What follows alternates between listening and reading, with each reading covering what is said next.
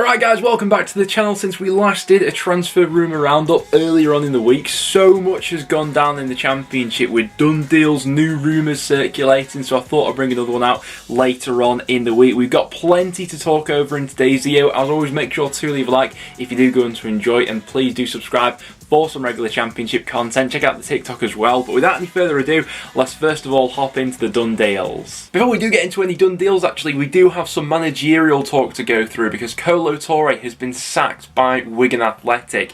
It has to have been one of the shortest stints we've ever seen in terms of a managerial career in the Championship, only getting 9 games in charge of this Wigan side in the end, 3 of them being against Luton, funnily enough. No wins, 3 draws, 6 losses in that time. I think this speaks to, it spoke at the time probably of Wigan's desperation a little bit to have given Toure the job. It seemed like a bit of a strange appointment given the position in the table they were in.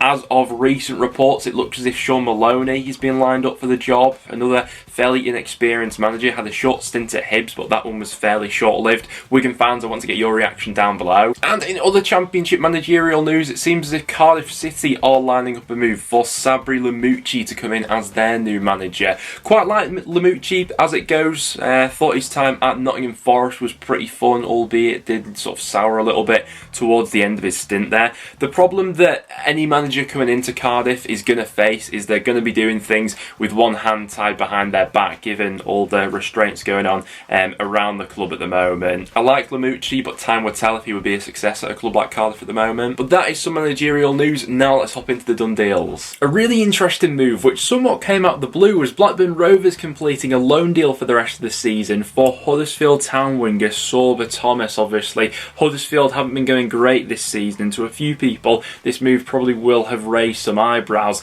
Clearly, there has been something going on behind the scenes with Sorba Thomas and Huddersfield that's related to this move for them to let him go in the situation that they are in at the moment, to loan him out to a club higher up in the league. He has been their most creative asset so far this season in terms of chances created and assists, 6 so far this season, albeit the majority of those chances created will have come from set-piece situations. But I do think he'll add a little bit to that Rovers side, I have to admit. Even if it is just a specialist set-piece taker, I think that's worth having for the rest of the season for a side like Blackburn, given the situation they're in at the moment. And it's clear that in at Huddersfield, Fotheringham's got other ideas for where he wants to take this squad at the moment. So yeah, that was a really interesting loan move. We saw Bristol City goalkeeper Daniel Bentley completing his move to Wolves. He's going there as a backup option. We knew that a move for Bentley could very well be on the cards in January. There have been a few Championship clubs who were interested. In the end, it's the Premier League move which he has managed to secure. He obviously lost his place as Bristol City's #1 partway through this season, and so a move was always likely. And as a knock-on effect of that, we also saw Wolves goalkeeper Sarkic being loaned out to Stoke for the remainder of the season. The goalkeeping department has been quite a problem position for Stoke for quite some time now, and I think the signing of Sarkic for the rest of the season will get Stoke over the line. Really quite like the look of him. Last time he was loaned out to the Championship with Birmingham, already has that Championship experience under his belt, and given how this was a position that Stoke needed to address, I think that's a solid signing. And Bristol City completed the deal for Nikita Hykin, coming over to add a little bit more depth into their goalkeeping department with the outgoing Daniel Bentley. I'd envisaged that originally he'll be coming in as a backup goalkeeper. He is 27, so it'll be interesting to see if he does forge his way into that first team. And we saw a big deal getting over the line for Burnley, completing a deal for Lyle Foster, the South African striker. In the end, striking a deal for I think around €7 million, which equates to just over 6 million. Obviously, striker was a position we expected Burnley to strengthen in the window, and another really interesting target from abroad. He's coming over from the Belgian Pro League, so another example of company dipping into his already established relationship and network with a lot of players in that division. And I have to admit, the announcement video that Burnley did for this one absolutely smashed it out the park. And we saw Rotherham United getting the deal over the line for Norwich City forward Jordan Hugill, in the end getting him on a free transfer. He has signed on a 3.5-year deal, which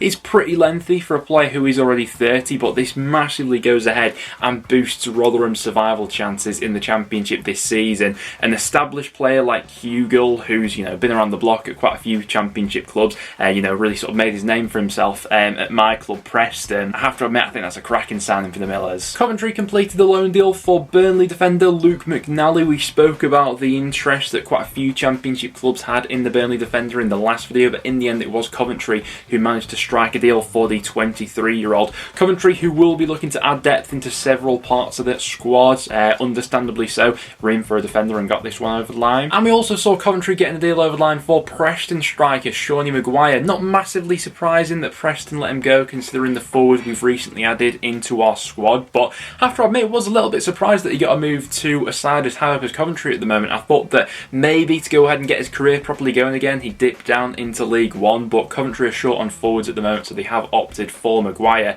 In terms of the lowdown and what I think Cov fans can expect from him, he's a hard-working player who I think is a decent link-up man. I actually think he'll be better played for Coventry in one of those roles off the striker rather than a number 9 himself, because since the series of injuries that he has had over these last 3 or so years at Deepdale, he's just not got that same pace about him anymore, and that clinical touch that he had during his first season with Preston just hasn't been there. I think he scored something like 9 goals across his last 109 games for Preston. In terms of being a finisher, he has been massively frustrating for Preston, but in terms of being a decent link-up man who can offer something a little bit different and win a lot of fouls, he'll offer that side of the game instead. Rotherham United have struck a loan deal for West Ham youngster Connor Coventry on loan for this season. Did well, by all means, out on loan during the second half of last season at MK Dons. His underlying statistics were all very promising, 1.7 tackles per 90 with them in League One, as they obviously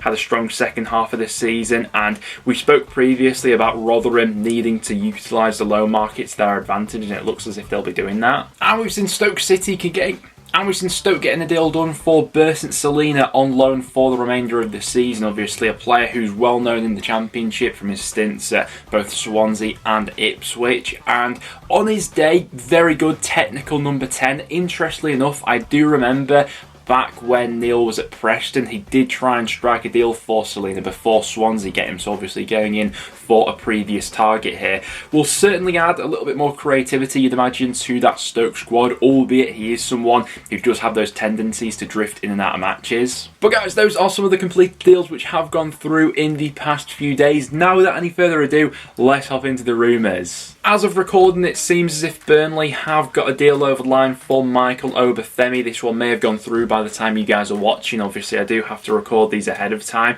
It's a shame in the end that things have gone sour for Obafemi at Swansea, given the fact that he ended last season on such a hot streak for them. I really had high expectations for him coming into this season, and how well he could do in that Russell Martin system. But ultimately, only scoring 3 goals. We've not seen him feature for Swansea since November, and a January move was always very much on the cards. We mentioned Burnley's interest in Obafemi earlier on in the window, and it seems like they have gone ahead and committed to a deal here, with the deal in the end being worth around about £3 million.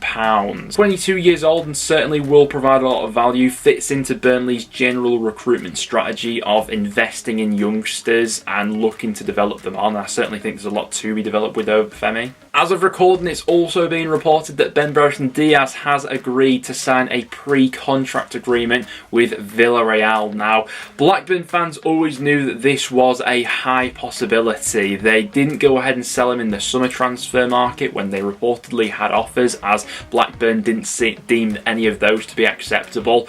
A lot of Premier League clubs were sniffing around, but as he only had 12 months to run on his contract in the last summer window, Blackburn were reluctant to let him go for a cut price fee. fee. In the end, it looks as if they will be losing him on a free transfer at the end of the season to Villarreal. For the player himself, I think this is a cracking move. We've spoke previously about some interest from some La Liga clubs. I think a few months ago, Sevilla were interested in Brereton-Diaz, but from a Blackburn perspective, it probably does make it a little bit awkward for the rest of the season. You know, how committed is he going to be knowing that he's off to Spain in a few months' time? Are you going to get those same performances out of him? Even lately, I think there has been a drop-off in his general goal output, which maybe is a result of, you know, all these contract talks and things like that. So, Rovers fans, be interested to get your thoughts on that one down below. Luton Town have decided to go ahead and cash in on defender James Bree. He's off to Southampton for a reported $750k.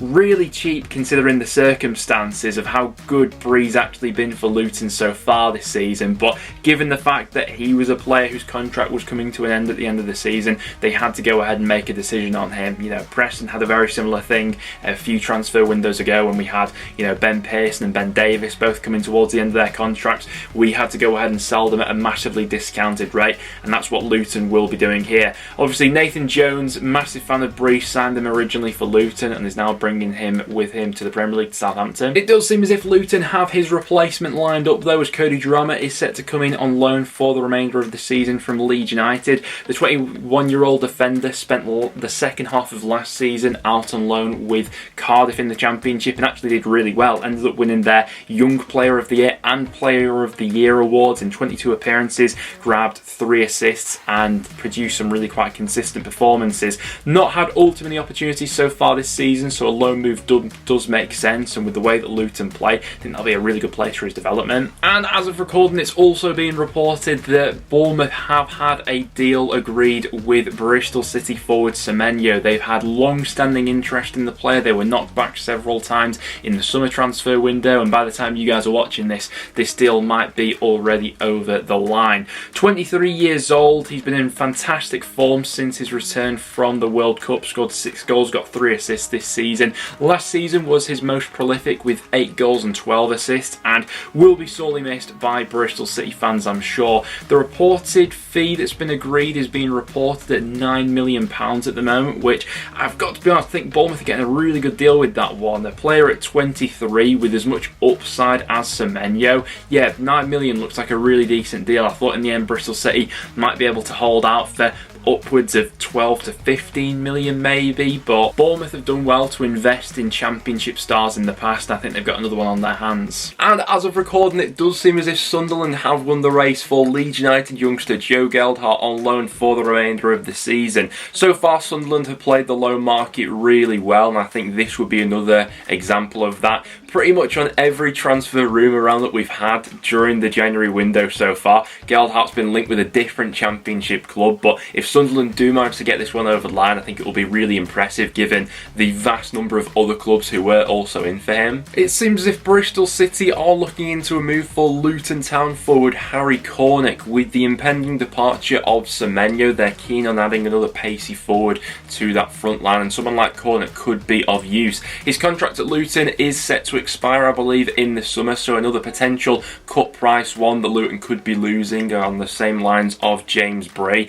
A lot of his appearances so far this season have come from the bench. 7 starts, 12 appearances from the bench. In that time, he's only scored 1 goal and got 3 assists. Last season was probably his most prolific to date, certainly in the Championship. He scored 12 goals and got 4 assists. I think quite a useful player, but it remains to be seen how much Luton will be wanting for him, given his contract is soon set to expire. Huddersfield Town look to be going in for a deal for Harvey Nibbs. He's currently playing his football in League One for Cambridge United. Fairly versatile in the positions he can play. He's played the majority of this season so far as an attacking midfielder, and they will obviously be keen to add some more creativity to that side, given they've gone ahead and loaned out Sorba Thomas. It would be an interesting deal. Huddersfield have dipped into the League 1 and 2 market quite frequently over the past couple of transfer windows, and this would be another example of that. Swansea City are looking into a deal for Burnley forward Ashley Barnes. This one would be an interesting one. It would be interesting to see if he'd be a natural fit or not into that Russell Martin system. You'd imagine with, you know, Burnley recently signing Foster, the impending signing of Obafemi as well, that would push Barnes even further down the pecking order.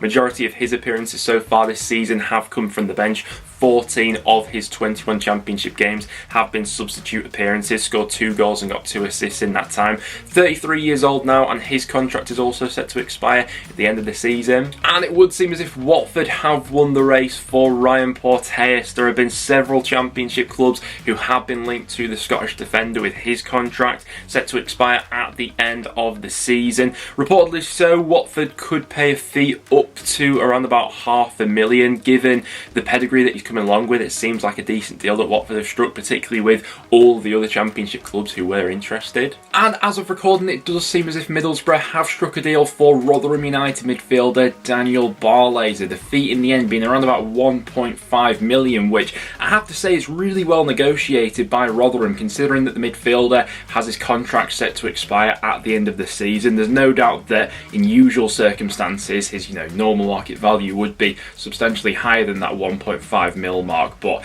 like we've seen with, you know, Brereton-Diaz potentially leaving Blackburn on a free, that was the risk that Rotherham were going to run this season if they allowed him to run his contract down. So going to be a massive loss for Rotherham in the midfield. I'm sure he's going to be a popular player in no time at Middlesbrough. Really interested to see how this one works out. Reportedly so, Millwall have had an offer accepted for Kevin Nisbet of around about that $2 million mark. They'd previously been turned down with a bid around $1 million. They've gone ahead and upped it to $2 million, and it seems as if that will be enough to strike a deal. Really interesting one. He's coming over from the Scottish League playing for Hibernian. Obviously the hit to miss ratio is always a difficult one to gauge with players coming over from Scotland, but got an excellent strike rate this season with 7 goals from 6 matches. Millwall have been in desperate need of another goal scorer. Seems like they've got their man here. Quite a bizarre transfer story we had. Josh Laurent being linked with a move back to Reading. Now, the local press have reported that there is seemingly quite a slim chance of this one actually coming off, as Alex Neil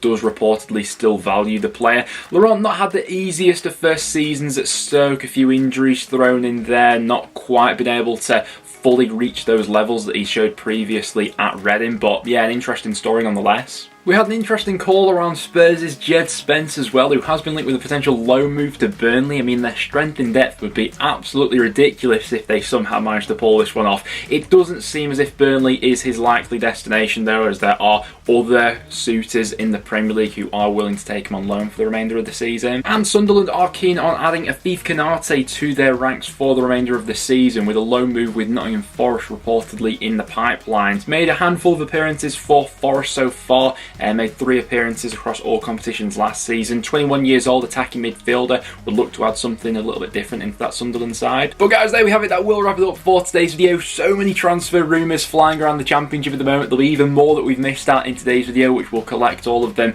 in the next video roundup. If you did go on to enjoy, make sure to leave a like, guys, and I'll see you all in the next one.